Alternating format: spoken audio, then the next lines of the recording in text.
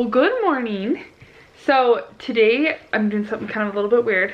I recorded something very raw, very blunt earlier. I'm going to insert that here, but first I just want to say good morning. We're happy you're back. We're happy to see you. Welcome, welcome. Happy Wednesday. And now I'm going to go back and show you what happened to me this morning. Well, I just had one of the worst experiences of my life. And I feel like it's really important that people on Instagram know it too, but I'm not saying it twice. So I'm gonna do something I've never done, but I'm gonna record on my phone and on this so I can just say it once so I don't relive it. And hopefully bring more like public awareness. So don't be weirded out by the phone too. It's like Inception in a phone. So I was just going to the gym this morning, and normally I bring Beckham and Palmer, but Beckham's at preschool and I wanted to hurry and get it done today. So I went to the gym and I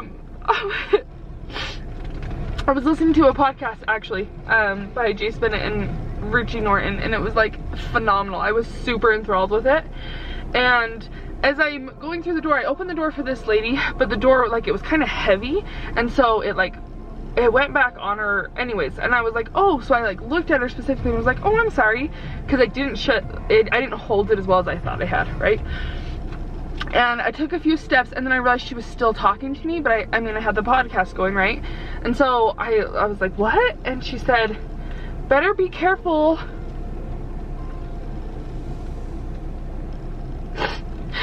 Better be careful with your babies, because mine were sold on the black market by some white trash hoe, and then honestly I don't remember anything else she said to me, because I was like so like, what? Like terrified.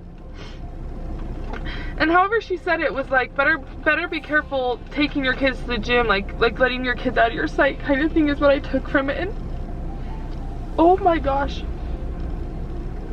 I went upstairs. This is gross. Okay, so I went upstairs and immediately told the manager at the gym.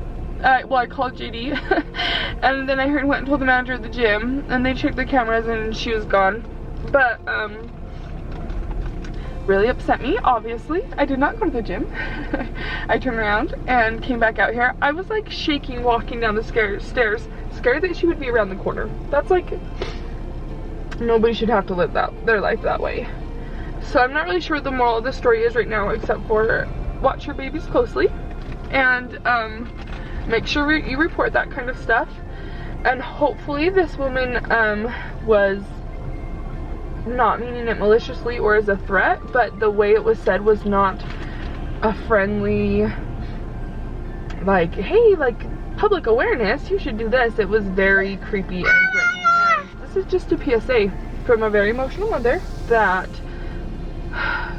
we live in a crazy world and it's not okay. And I guess I'll get back on when they have more of a moral to this story. Okay, so that was a lot and really raw and crazy, and now I've had time to shower and to think about life, and I have a couple thoughts. I do not think that that person was trying to threaten me or my family, but in the time I heard the information, I was trying to figure out how to process it. Like, is this person going to take my child? Is she upset with me? Is this directed at me? All of those feelings. So after thinking about it, I felt like possibly when the door shut, because I turned and actually looked at her and made eye contact and said sorry, and I think that maybe like she saw Palmer, maybe it reminded her of her kids, something like that. Either way, it's not okay. The situation is not okay. And if you guys are ever in a situation where something like that makes you feel the way I felt, unsure if you are safe, always report it. Always report it. It oftentimes in our legal system, it takes multiple times of things being reported before anything's done. So when in doubt, over report for sure. I'm glad I reported it. I feel like that was the right thing to do. I do feel like I'm safe. I don't feel like she was, in my head, I kind of feel like she probably was high on something, and in her mind, maybe, you know, the Child Protection Services had to take her kids, and that's what she's referring to. And maybe not. I just am choosing to use this as a good learning experience, because really you learn and you grow, and you, like, I remember yesterday I was talking about like your emotional intelligence and working on that. This has kind of forced me to like jump into that, like, okay, where are you at? Huge shout out to the gym. They were very receptive, very helpful. JD of course supported me. I called him crying like, what? I don't even know what just happened. What is going on? So thanks for sticking with me through it. We're gonna move on with our day, do some homework, just living the American dream. So JD just called and informed me that he is going to be home late tonight. He's got to study for a test he's got coming up Thursday, and let me tell you, how many more months do we have of this master's? Because I am so done.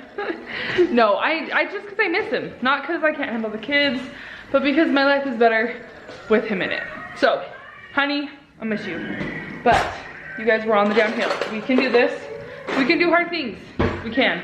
So I want to show you what we're making for dinner tonight. I cooked up a pot of noodles, and then once the noodles have cooked for 6 minutes, I add a bag of peas.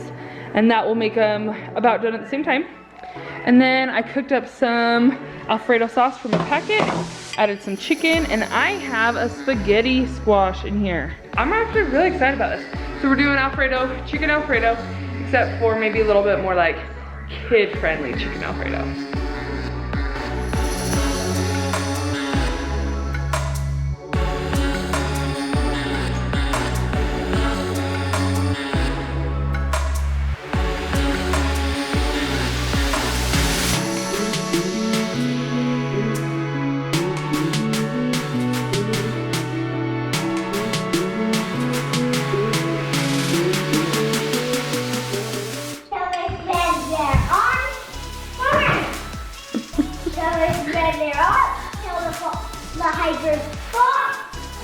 What is this game called?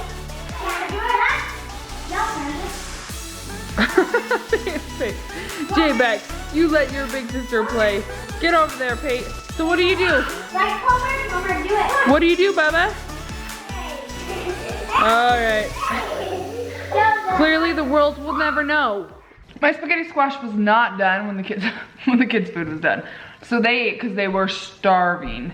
You guys, look how good that looks. Oh my gosh. I think I'm so obsessed with it because it makes it so I can eat the same meals as my family, except for just having a little bit of a healthier option. I think it's so good. My sister that's gluten, she has celiac disease. And so she uses it actually in place of like noodles as well. Seriously, you guys, let me know. Nobody's ever even commented about it. Do you like spaghetti squash? Am I crazy? I know, I'm like obsessed with it. I spent a lot of my time today actually trying to apply for passports for my husband and I. So that was fun. We are so excited. We're going on a cruise with our Mower Miller family in January. So excited for that. So excited. I've actually never been on a cruise, guys. That's what I spent a lot of my day doing. Hold on, sweetie. That and trying to work on this basement. So you guys, as you have heard, the news is correct. We are finishing this bad boy. And by we, I mean we are hiring someone out. We have to just decide, is it worth JD's free time? Like, could he make more in that amount of time? Or should we just have him finish it? So we have decided to go ahead and have someone else finish our basement. He said he should be able to finish it in 8 weeks. So by Christmas time, our basement won't be finished. That's like, holy cow, I'm dying. But Peyton is dying to tell you something first. 3, 2, 1, show! Oh, we're gonna show him. Okay, so you come down our stairs and we have this big great room. So this will be a great room right here. We have these. Yes, okay, so let's talk about that. Did we tell you guys? We tested our basement for radon. It's supposedly the second leading cause of lung cancer, and it's everywhere, but people just kind of weren't knowing that it was existing. And it comes from the ground. I guess all homes have it, but only levels over 4 are harmful. So we tested, we had 4.4. So we were trying to decide, like, is it worth it? Do we fix it? We decided to get it fixed, and it cost us a couple grand, but this is what they did. So they drilled into the floor, put this pipe in here, it goes all the way up out through our garage and then up through our roof. So there's a fan that's constantly blowing. In fact, I should check the numbers. It's not supposed to get, this isn't supposed to get below 0. Can you even see that? Come on, Cammy. this can't get below 0. So this is the fan pulling, and it basically just sucks up this tube. So supposedly if you just were committed to constantly opening up your windows all year round, you just have to get that air out. That's what is harmful. So realtors though nowadays, we don't plan on staying in this house long term, and it has to be fixed before you can sell it now. So it's kind of like, you might as well just do it. So that's the first step done. They sealed all the cracks because supposedly, obviously the fumes are gonna come up through the cracks as well. So you can tell they like moved everything, sealed all the cracks. We couldn't come down here actually for a couple days. But hopefully our radon problem is solved. So that's been a big step. We got the insulation fixed from when we had the crack fixed. So that was another big step that we're working on. Yeah, we're basically ready to have them start. They said no later than November 1st they'll start, maybe even this week. So we gotta get all this crap out of here.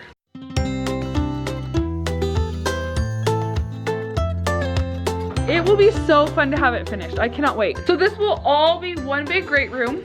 I'm gonna have them do a little like arch here and then finish this off. They'll put a wall right here and it'll be just a little play place. Door. Yep, a curvy door right here. So it'll be like a little playhouse for the kids. So originally you were supposed to go into the bedrooms here. Like this would just be walled off and go into the bedrooms here.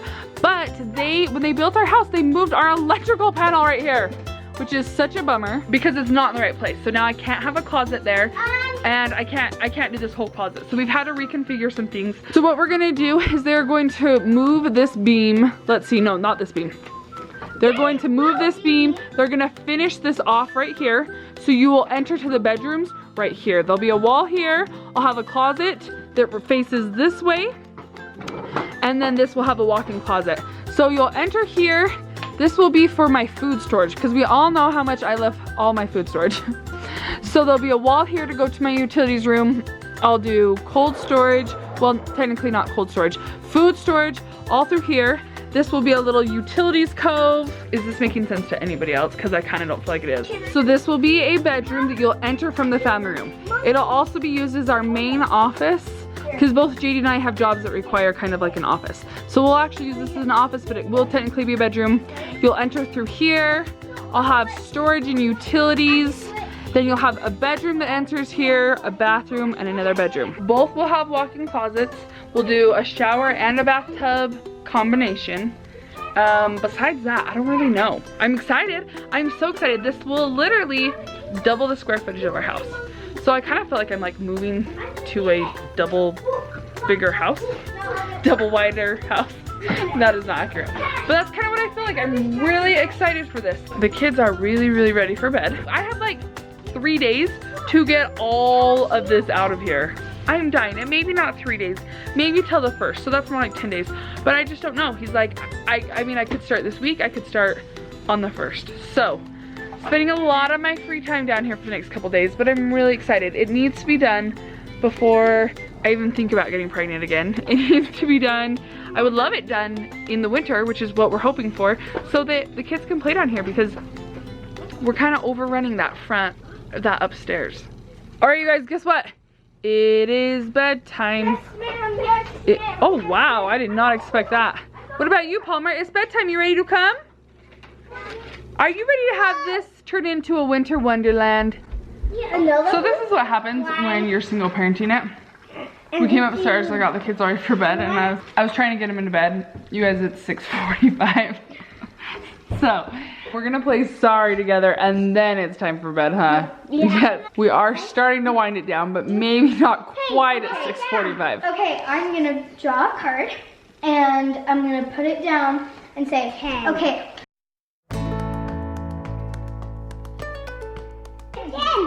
10. Okay, move your person 10. Nope, you move it. The first one you to move is your 1. Nope, okay, move it 1. 1, 2. Nope, that's 1. Nope, 1. 2. Nope, 1. 1. Okay, move it forward. That's 0. Now go 1. 1. 2. 2. Keep going. 3, 4, 5, 6, 7, 8, 9, 10. Oh. Hey, you better run for it. He's coming after you. We are literally down to the races. Becca needs a 1 to win. Peyton needs a 2 to win. Okay, Bubba. Bubba's turn. What is it? 12. Can't use it. Okay, what's yours? 11. 11. And then, wait, my turn. I'm still playing? Oh, that's your 11? Backwards 4. And then I'm over here going like this. Backwards. All right, Bubba. Bubba's turn. Can he get a 1 to win? Note to self, never play games. Oh, 7. With the Spidey mesh, it totally makes you knock off your tokens. Can she get a 2 to win? Oh, this is even better. Now they both need a 1 to win. You guys are literally tied to the, wait, it's my turn. I still got a turn. 11, nope. Oh, I can go, just kidding. 1, 2, 3, 4, 5, 6, 7, 8, 9, 10, 11. All right, Bubba, can he get a 1 to win it? A 1 to win it. Hurry, bud. 3. Wait, can Peyton get a 1 to win it? 8. Wait, it's my turn. You guys are counting me out. And at this rate, I actually might not lose. 1, 2, and I get to go again. 10. Peyton, will you move my person 10? All right, J-Beck, it is your turn. A 1 will win it. A 1 will win it. Oh, you gotta go backwards 1. Now Bubba needs a 2. Guys, this is killer. Did she get a 1? No. Oh, you gotta go backwards 1 too. This is killing me. 8. That's my turn. 7. I'm gonna win over here. 1, 2, 3, 4, 5, 6, 7. Call to come back. Did he get a 1? No, he needs a 2. Oh, Bubba won by a hair. Hey, can I see you guys high five each other? Peyton, excellent fighting. Even better attitude. Can we all take a minute to write in the comments below, Peyton, what a good attitude. Fought that to the end. Beckham, good job, bud. And now it is officially time for bed. You guys have to tell me something you learned today that made you happy. Any good quotes you heard today? For me winning. Yeah, winner, winner, chicken dinner. Is that your good quote? Yeah. My thought comes from my experience this morning. One of my sister-in-laws, as I was talking to him, or my sisters, or my friend, somebody I was talking to about it said that our perception is our reality. And so even though, like, even though I was worked up because of something that maybe didn't need to be, it seemed real to me. My physical symptoms were the same as if it had been real. Still affects you the same way. So there's my thought for you today. Perception is 90% reality. Whoa. Mic drop. Let me know your comments below. You guys will see you tomorrow.